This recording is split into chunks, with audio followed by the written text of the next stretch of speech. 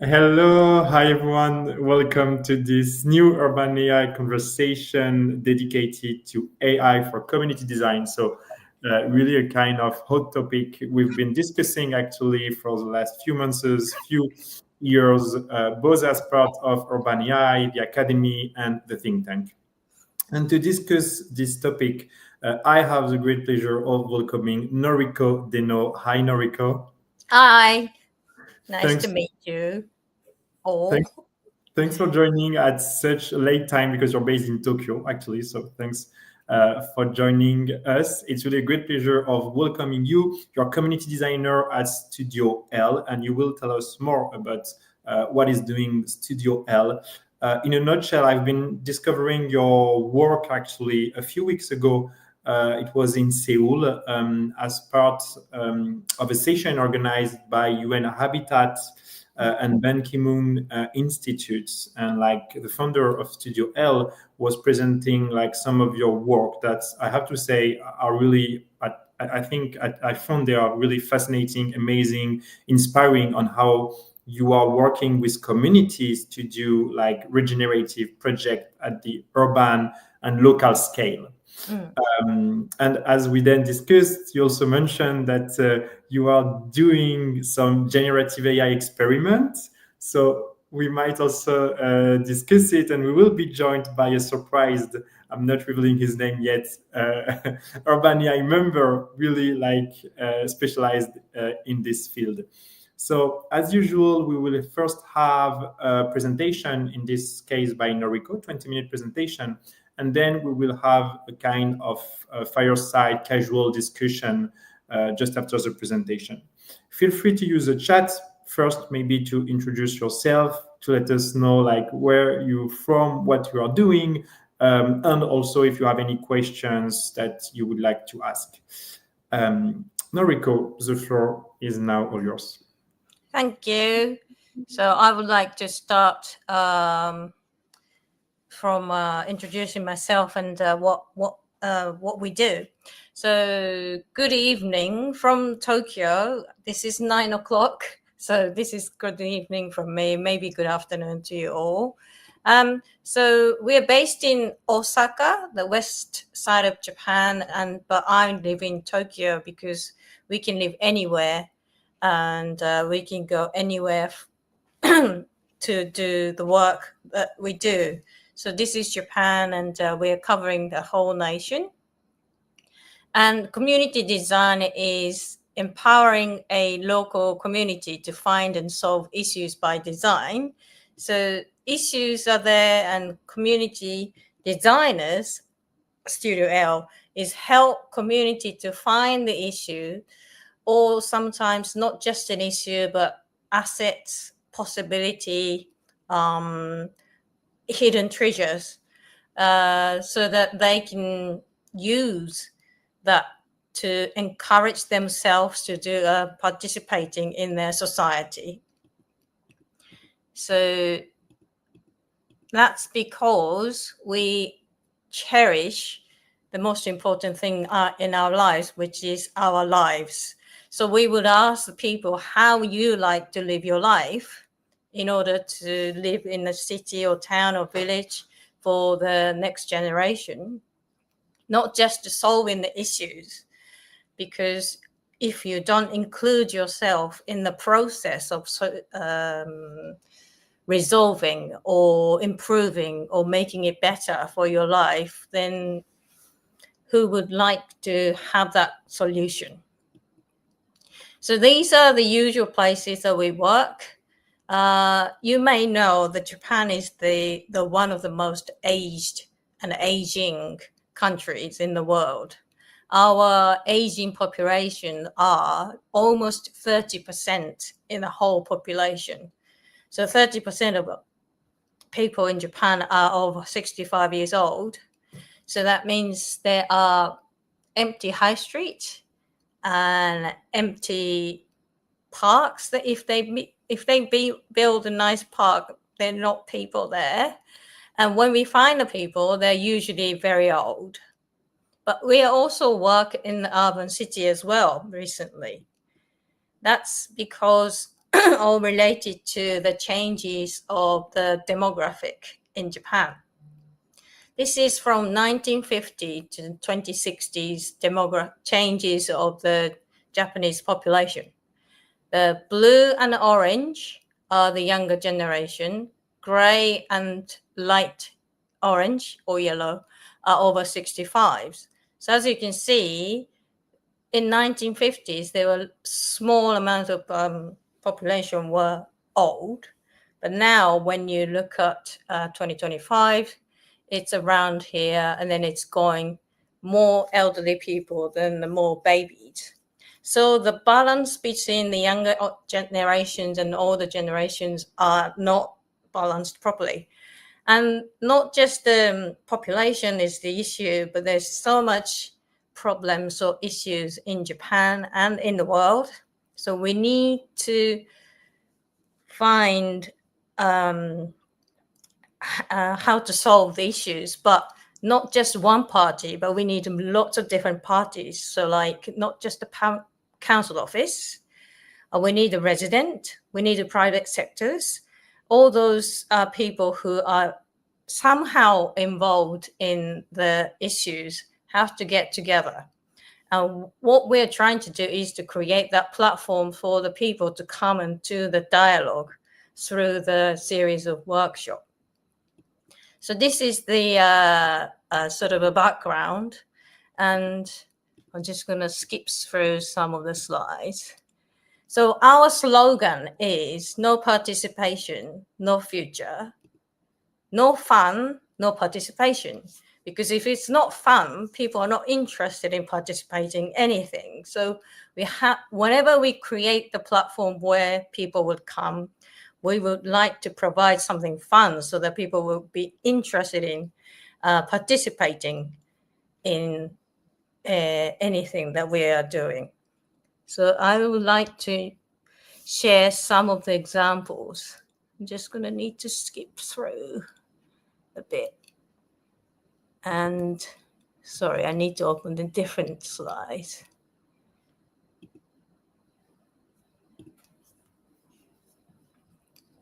Okay. I'm going to show you the one that's okay. So this is about project for the elderly population in one of the cities in Japan. So I'm just going to skip through this. So this place is called Akita City. I'm sorry about the slides. It's all in Japanese. I'm just going to talk in English.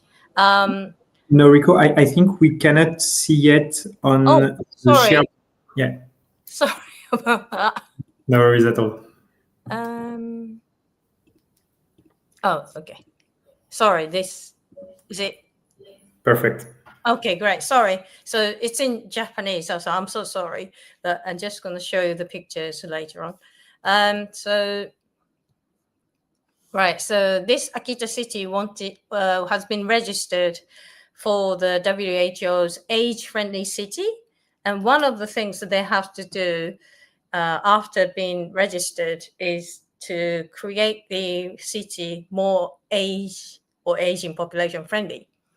And they came to us to help the senior people, elderly people, who's a more fragile, more vulnerable elderly, to be supported by another active elderly people.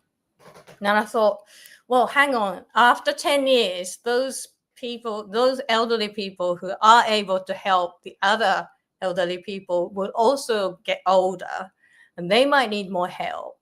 And we can't just create a group of people who are elderly to support each other. We need younger people. So what we have started to do was to do the research, but we'd like to do the research from elderly people to learn how they lived their life and how they are living. And in order to learn, we followed their life for 8 months. have done the observational research. We also spent time with them at their home. We visited the places they like to go, and we learned their lives for almost 8 months, and made it into an exhibition afterwards. So this was the flyer, and the purpose was to find out the clues how to live long, loving your life. So this is the research we have done. We visited the 29 elderly people. It was 2,240 years worth of lives that we have researched. We visited and visited and visited. And they were really shy. They didn't want us to get inside their houses in the first place. So we had to go there like several times in order to earn their trust. And by observing everything, they just kind of started to open up, and they showed us their wardrobe, a diary, the fridge, and the money, the record of money that they keep. And we also went outside of their houses and went to the street to do some more research. And we made it into an exhibition. And the fashion is different, and there was a typical kind of fashion trend going on for the elderly people, and exhibited how they wear them, and we show them. And these are some of the visitors. We also show what they buy at the supermarket. And we also took pictures and sent it to the expert nutrition, who can see how their sort of food are healthy enough, or what kind of trend they have. We also had a cooking video. We made a cooking video of this gentleman here. He was in his 80s. He's living in on his own, and he likes to cook himself. But it was so interesting. So we had recorded his cooking, and we asked the expert to watch the video and gave us an advice. And this is the fridge, and the fridge was very interesting. And we borrowed this living room from the participants that I just showed, the guy who was cooking, because we found out that after visiting 10 houses and researched where they spend the most of the time, they all gave us the answer, and it was in the living room. And they have like a seat for themselves, and it was like a cockpit in the airplane, and you can reach almost anything from one seat. So we brought that in, and sometimes the actual person who's got this will come here and talk to the visitors. And so we showed all these lifestyles, and this is another things that they make fun for every day. That's what they do for living. And then we also showed the life story of the participants. And we created this diagram of how many people they meet and how often they meet, and in a division of family, friends, social activities, and healthcare. And we found out that what kind of people spend the day, the months, the year is the most sort of living happily and enjoying their lives, although they were maybe living alone. I'm just going to skip through. So we also asked the other younger generations to participate to create this exhibition with us. And they helped us creating like souvenirs for the visitors, or like activities in the exhibition. These are the ideas that they came up with. We found, well, after we have done the exhibition for 10 days, there were 1,646 visitors came, and they all talked about it with their parents and grandparents, and they came back with them. And these are the clues that we found. There are 12 clues. One of the most important one was to have the friends with age gap, preferably like 20 years age gap. So the following year, we started the workshop to how to make friends with an age gap. And we have done this workshop for 1 year, and they found out like how they can create the opportunity to meet the people with the age gap. And now we left this project, and they are still keep going and creating more friends by themselves. So I'm just gonna stop here and oh yeah, I'm just gonna stop my presentation here, and yeah, maybe it was a bit short. I'm sorry. No, that was perfect. Thanks a lot, Noriko, for the super interesting, fascinating presentation. I was really fascinated, actually, by the kind of very granular, detailed inquiry. Actually, you're starting with. Like, is it the case of all your project, like all your community design project? Do they start with kind of individual, not only survey but really inquiry, as you shared, as part of your kind of methodology? Yeah, thank you for asking. Thank you for the question. So yeah, we usually start with meeting individually, and we also along the side we do the research or like a basic information of the area. So through kind of like search on the internet from like statistics and data. So we kind of combine the actual analytics, and not so much of analytics, but finding out what kind of trend that they have on the figure, but also visiting and interviewing the individual. We get the information from them. So we combine those two together and finding out where there's, and if there's any clue or direction, some kind of like a sort of like a kind of concept, a pre-concept, because it's a participatory design that we're doing. We can't really decide this is it just based on the research. We have to ask them to come to talk to us and let them talk to each other and finding out their opinions or thoughts or solution by themselves. So we're kind of like a middle people or council office and the residents in the community. But yeah, we start from meeting people individually. Okay, and then this is what you explain, like you have different processes, different tools, methodologies to help communities first identified some issues, in a sense, they would like to work on. So for example, here with the elderly people, it was to make friends, but from different generations. And then in the solution, does it also come from the communities, or how does it work?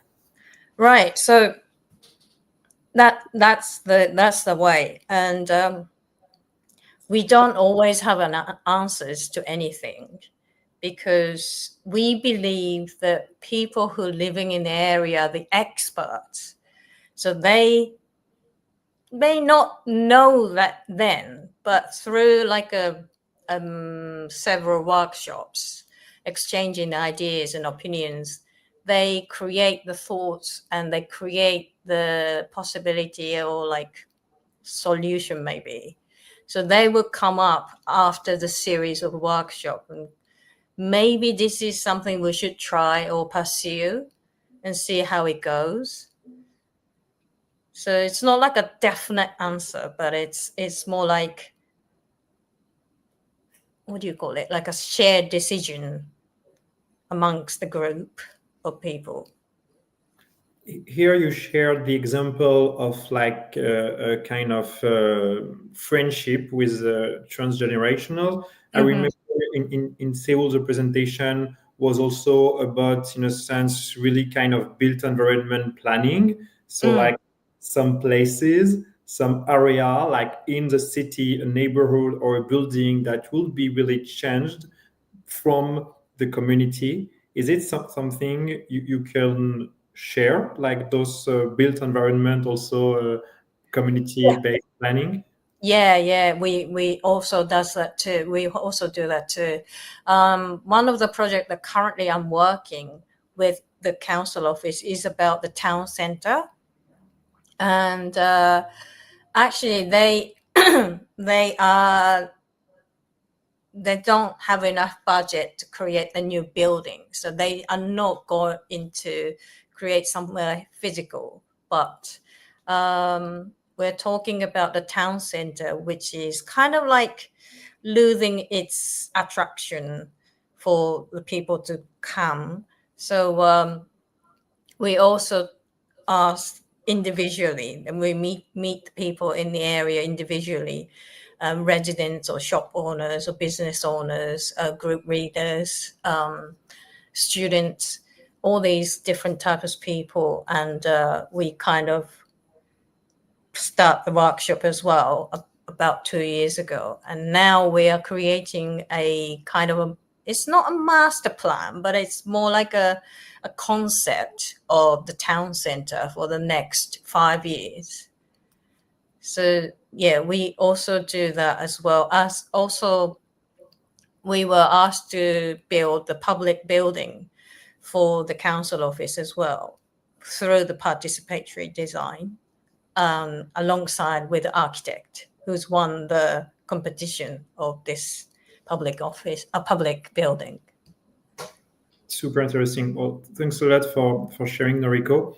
I think it's maybe time now to welcome our surprise guest speaker, because actually what you just shared really resonates a lot also with his own practice and activities. So yeah, time to welcome Damiano Cerone. Hi, Damiano. Hi, how are you? Great. Hello. So for those of you who have been following Urban AI, you might know for sure Damiano. We've done several events together. He's also an instructor of the Urban AI Academy. He co-founded Urbanist AI and is now actually transitioning towards a new organization, Coplan AI. We might discuss it also later during this conversation. And he is, of course, an Urban AI member and like specialized at the intersection of AI and community design. So, of course, Damiano, first question maybe for you. What kind of questions maybe or reaction do you have following Noriko presentation? I really liked, first of all, the sort of one-on-one approach. Because of course there are quite different dynamics that you get when you work in groups. You always, when you work in groups, you always have to deal with a different type of moderation. Of course, you're gonna have like people with stronger voice or with stronger social capital who might overcome somebody else's thoughts. So I think that that is I would say that that's one of the main challenges, is how would we be able to communicate on one-on-one on a larger scale? Because kind of one of the main things we see that it's really important about groups is that sometimes one person's idea enables somebody else to change their mind. So it's really beautiful, like the way the groups kind of people influence each other in groups. But on the one-on-one, it's also really beautiful because you may find values that may not be sort of highlighted in a group session. So I think that was one of the most interesting thing, at least for me, because I think it's almost like the holy grail to do a one-on-one participation process. That's true. I mean, can I respond to that? Yeah. Oh, thank you. Yeah, thank you, Damiano. Yeah, that's so true, because we usually meet the people individually prior to the workshop, where we invite more people to come to one place to talk about the topic, because we one-to-one, the people can be more open and can be more honest. And because Japanese are very shy, so they don't really like talk in front of other people, especially your honest opinions. So prior to the workshop, we should be aware of those very delicate details, so that we kind of like testing the water by opening the door for the many people to come to the workshop, and we throw questions for them to talk about it, but like very sort of easier to talk about, and then going to the bit deeper, because then after 2 or 3 times of a workshop, people will be able to trust us, so that they can be more open about it. And then that's when we can see like a dynamics of the group opinions.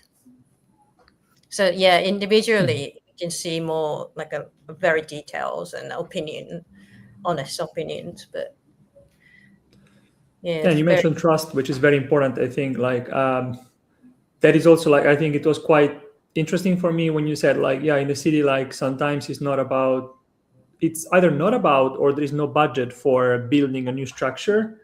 And that's sort of when we work with cities, even though they have the budget to build something new, what we try to advocate usually is the participatory processes are anyway designed to build trust first.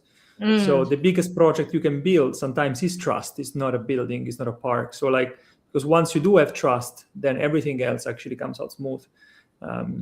So I think it was also like really nice to see your work in that sense, that resonates with what we're trying to advocate, that it's not always about building and spending a lot of money. Sometimes it is about hearing voices and create that kind of a community of trust that then enables also specialists to sort of do their work, which sometimes is actually hindered by participatory planning. So sometimes participation actually, if you want, can block the creativity of designers and artists. So while in this kind of, once you have trust, it's also easier for everybody sort of to, if you want to execute their job or their expertise. Yeah, I totally agree. I mean, because we are not architects, so we don't necessarily create something physical all the time. And but if you want to build something, you want people to come and use it. But if you just kind of like architect or designers, and the council office is just talking between them, you don't know whether people will be happy to go there and use it. Whereas we create the connection or the trust or the relationship amongst the group of people before the building is built. So they know what it's going to be, and we can do the practice before the building is being actually built, so that they would be there once it's opened. Do you see, Noriko, in your process, in your methodology of community design, area where you believe the use of AI would be relevant? I think so. Yeah. Totally. I mean, we had we just tried in a current project that we're working with another city, where they are thinking of the new building in 6 years' time. The architect just won the competition last year. We are working with the architect office, and we only have like a very fast image of the building when the architect actually submitted for the competition. We don't know the actual sort of layout or like a details yet, because it is still in the discussion amongst the architect and the council office. But we were required to do the workshop with the local residents, and we asked them to see what they like to do in this building. And we wanted to create the image of what it's going to be once the doors open, once they can start to do their programs or activities. So we wanted to create the image. So we asked the architect, art students, participants who can draw, and also AI to create the image of the path, the building image with the people. That was quite challenging because the person who draws, like architect, art students, or the participants who can draw, were really quick. And so the person who say, for example, somebody says, well, I would like to see the fireworks opposite of this building happens every year. Want to see it from the roof of this building. So the architect actually start to draw on the image. Whereas we use the generative AI to, we draw the kind of like a plan sheet. And so like say, we would like to watch the fireworks from the roof during the summer, maybe a group of people, and then we let them read, the AI to read it and create the image for us. That took about 10 minutes. So yeah, it was because we didn't know how to use it properly. That was another issue. And then the image came out, but we thought, no, that's not what we want. So we're just going to change the prompt a little bit, and then wanted to we needed to try like twice to create the image that we were thinking of. So it was a kind of challenging, but we can see the potential, because if we know how to ask the right question, then AI could be asset or a support for us. I don't know how I see it. I should see it, still. We're still kind of trying. You are more expert in terms of how we should use AI in this kind of participatory design. Damiano, maybe, because indeed that's very interesting, the case study you shared on using AI to facilitate ideation and visualization from community. And thanks for sharing also actually that it might be tricky depending on your prompt, so it might take some time. So indeed, it's not a magical tool. Damiano, indeed, you're one definitely of the best experts in this field. Do you want to react on this? Yeah, I think kind of the reason when we started to build Urbanist AI, it was almost like 5 years ago. The main idea was actually to really think first, like, why in architecture school and planning school we learn to draw. And of course, it's to ideate, is to really like try to understand, okay, what it is that I want, because we don't really know what we want until we see it. But then once we're able to sketch something out, we can evaluate that sketch and then eventually decide out of these 20 sketches which is the one that we want. So we went back to like why we draw. Is to express creativity, and to evaluate our ideas, to decide which one is best. So that Urbanist AI was built with that in mind. The evaluation, I think, is the best thing. So what I mean by that is that in classic participatory planning or classic even democratic processes, once you cast your vote, or like once you take a decision, all right, we want a bike lane or we want to build a park. When you do that sort of without AI, just with the classic forms or online map-based tools, you're not able to evaluate that idea. So you don't actually know. So if AI would not be able to visualize that, okay, how this street would look like with a bike lane, if you're not able to visualize it, actually you're not able to evaluate that idea. And then maybe a bike lane is being built, and then only after it's being built, you might change your mind, which is kind of too late. So what AI does for us, actually, from my perspective, is to democratize the ability to create and evaluate. So that's why like that can be done in groups or can be done alone, and that's why AI it's needed. It's because when we started this, like we had the kind of one of the first projects was in 2019 actually. It was like with kids in Estonia. We had architects making sketches in real time. That's when we realized, okay, actually it's all about that. We need somebody or something that is able to make a drawing in 3 seconds. And that's where we are today. So the difference now with Coplan AI that we're just building up from the ground up is that, like you said, you are almost never happy with what AI produces. And that's because AI doesn't really know you. So and also you don't really know yourself. That's exactly, kind of one of the main reactions at workshops. So we've done hundreds of workshops, and one of the main reactions sometimes for people is that they see something that the AI has produced, and then they go, "Oh, that's not really what I had in mind," and then follow up the question, "Okay, what did you have in mind?" "Oh, I don't really know actually."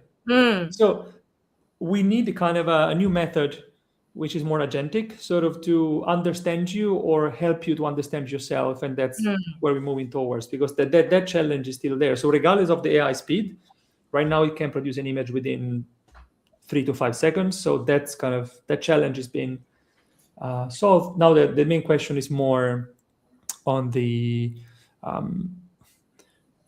on enabling participants to explore their own ideas that they might not know yet they might want to realize. I think that plays a quite good part through AI. I realized that because when we do the workshop, we have to sort of give the participants to get the input so that they can think about the topic and they can think about like opinions. Also, not just the input, but talking to other people. That also makes help you to create your own ideas and opinions. But when it comes to AI, it's more like we were talking in this direction, but then AI comes from this direction or something. And that's where like sometimes you think, oh, that might be, like the way to see it. So I think AI can be like a throwing the ball from the totally different direction from where we didn't expect. And that could be sometimes a good to change the dynamics, because sometimes it gets stuck. And it's good to kind of like give the new stimulation. Yeah, what we're seeing very beneficial actually is to have agents that actually produce not exactly what people want. So for instance, let's say that somebody is having a workshop and a person is saying, "Oh, I would like to see here bike lane and a bench," but then the agent is trying to interpret that thought. Okay, let's put also some urban greenery and let's do this and that. So it's adding up to what the person has requested from the model. And now we're seeing massive benefits, because that was the thing also, like when you're trying to engage with a citizen who might not necessarily be thinking about cities day and night. I mean, these are infrastructure projects. We're talking about, one of the main challenges we have nowadays are, lack of biodiversity, there are mobility issues. I mean, there are engineers and experts working on this like 24/7. Then if you go and ask a citizen, what would you like a street to look like? Well, I appreciate that some of them, they answer, actually, well, you are the expert. You should tell me how a street should look like. Right? So that's why we see this kind of co-plan AI now, so to go towards collaborative urban planning with AI, because like we need actually to have these different figures to work together to achieve actually social and urban innovation. Because what we're trying to do, we're trying to be able to bring projects that are sort of innovating what cities are, reimagining what a city is. So, yeah, this kind of sums it up a bit.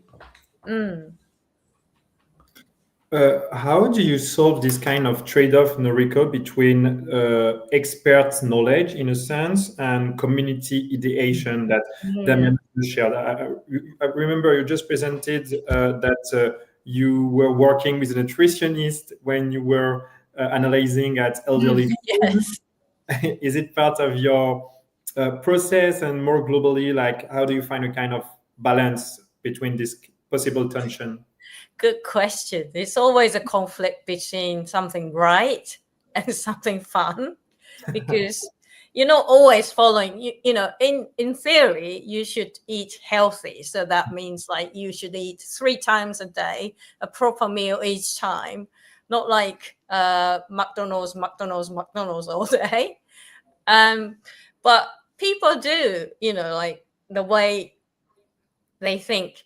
Well, because those 3 meals that I eat McDonald's, I choose salad, once in every time. That's their own way of keeping yourself healthy. Whereas in nutrition, they would say no way that you should eat 3 meals for McDonald's. But yeah, like you said, the balance between that is very, very important, because if you just say to that person who chooses McDonald's for 3 meals, say, no, you shouldn't eat that all day, every day, then they just don't listen to you. But you need to see the way that, like, what could be possible for this person to think, oh, maybe I should change. So that point of like the change of their mindset is sometimes not just saying it straight away, direct way, but maybe through activities by the people who he can trust. And let's say, like, oh, let's try not just the McDonald's, but like this restaurant just opened up, and somebody said it was really nice. Let's go together, and that made the change in the behavior of this person. So we have to show that to the public sector as well, because they think they know the best, and because they've done it before, they had a track record of building a public office or a public building. They know the budget is not as much as they would like to spend, so their budget is there. So they kind of think that they've got the answer. But same as like AI, how we use AI currently, the people who participate also have an answers and collaborative solution. So you always have to let them talk and let them have like a same time together, sometimes not just talking, but like doing something together, so that they can see, oh, that's what he means, or like that's why we can't do that, or like, like convincing each other by like talking each other or doing something together, spending time together. So instead of like saying, well, this is it and you have to listen to this, or like that just create a conflict, or like somebody says and just refuse. So we don't want that. So we just want to create a place where people can just meet at the same level and trust each other, thinking, well, he might have an answer, he might have an answer. Yeah, so that's what we have to do. And that's the balance. It's really difficult to find the balance, but unless we do that, we just kind of create more conflict and opposition. No, sorry, you wanted to add something, maybe. Yeah, no, I just wanted to ask, like, how is participatory planning in general perceived there, like both at the local or national context? Like, what is it sort of? Is it one of the main instruments that is utilized in planning, or is it more like, how is positioned nowadays in the urban planning process? So where participatory planning stands, like, is it also like a common thing to do, or not? I wouldn't say common, and it's increasing, but it's not as common as you think, because I mean, like I said, like a kind of regulation, the council have to ask opinions, like a public comment. But that's like, okay, we're doing this. If you have any opinion, just send us emails or like letters by this date. It's not really participating, is it? It's just like, yeah, we did open the door, but we're calling now because nobody is saying anything. But I don't think that's participatory design. But this kind of a process is increasing, and especially when it comes to like a something, it doesn't involve the physical buildings. You know what I mean? Like making a master plan or, yeah. Damiano, you shared one of the issues that we also discussed actually like just now, which is the fact that people don't know themselves sometimes. And like you explained that you've been working on solutioning this with Coplan AI. Can you explain how Coplan AI is different in a sense to urbanist AI, and how you manage to solve this very philosophical almost issues? Well, the difference is that the conversation people are having are no longer directly to the GenAI model. So we have LLMs in between, we have agents in between. So that is the biggest difference. So while before, when you had a prompt, there is the prompt, or at best you would have like, we also had before like an LLM. In urbanist, there were LLM that helped. It was called smart prompting, that would kind of improve the prompt. Right now here means actually adding memory layers, where sort of doing the participatory planning process, the agent starts to get to know you. So if you choose one image or another, start to see, okay, so this is the kind of image that you like. And then let's go and analyze that image. What was in that image that was not in the others? So you sort of have a companion that sort of helps you towards one direction or another. And the beautiful thing is that, let's say we have a workshop or a campaign about biodiversity in cities. You may not know what are the best biotopes or variety of plants that are good, like for you, sort of. So those agents are also trained on the workshop basis, so that if somebody's going to have a conversation to regreen the city, what's actually being produced by the model, it's something that, let's say, it's more likely to be beneficial to the very topic of the workshop, which, for instance, was biodiversity. Or if the workshop theme would be, increasing sort of, or better try to understand how to make cities more pedestrian friendly, then likewise. So that contextualization, so of the agents and adding these memory layers is what helps a lot participants. And then also you can do that at the person by person level, or you can do that at the group by group level. So a group of people starts to become, if you want, an entity or an assembly that has sort of an agent twin. So this helps them, like as a group, to work together as well. So, and this also enables us to start to work on non-simultaneous workshop. Like one of the main limitations we had in the past is that we were doing, for example, a workshop in Nusantara in Indonesia, where new capital city has to be built, and we would need to like engage with hundreds and hundreds of people. But it's not possible for everybody to come in person. So how can we create groups that work together, not simultaneously online?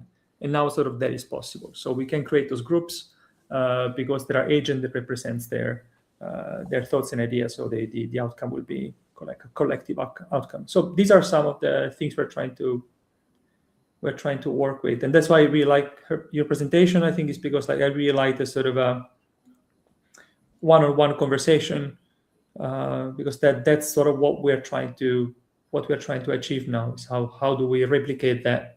So how can we scale that up? Because sometimes cities are like, we know we can do that, but we want to do it with like 5,000 people. Right? We want to have one-on-one conversation, but like, how can we do it with like 5,000 people or 10,000 people? Like, because for them it's a representation issue. It's like we cannot have a decision based on 25 respondents. No. We cannot have a conversation with like 100 respondents. So we need to have a conversation with 5,000 people, 10,000 people. And how do we do that at scale? And how do we do that cheaply?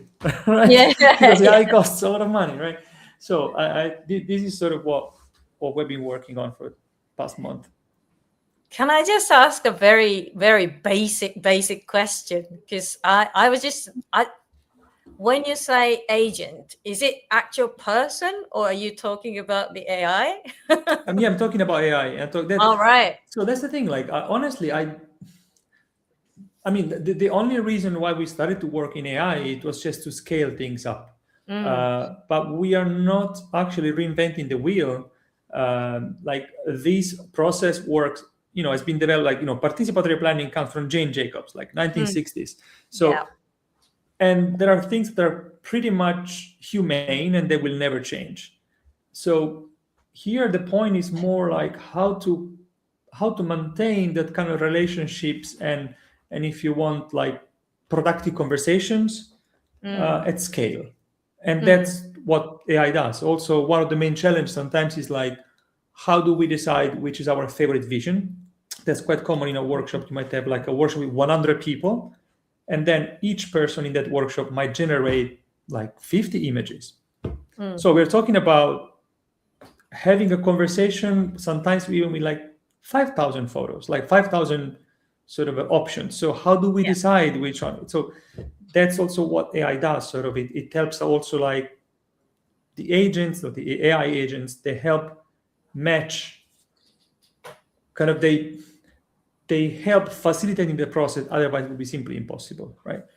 So this is what the new frontier is, in that sense, is to really like expand creativity, but then being able to skew it back to like, okay, like out of these 5,000 options, which could be the best one for us? It reminds me a very interesting conversation. I'm putting it here so that maybe listeners can go to it. I think it was like a few weeks ago with Manon Revel, who is like researcher at I think Google and Harvard University. I hope I'm not wrong.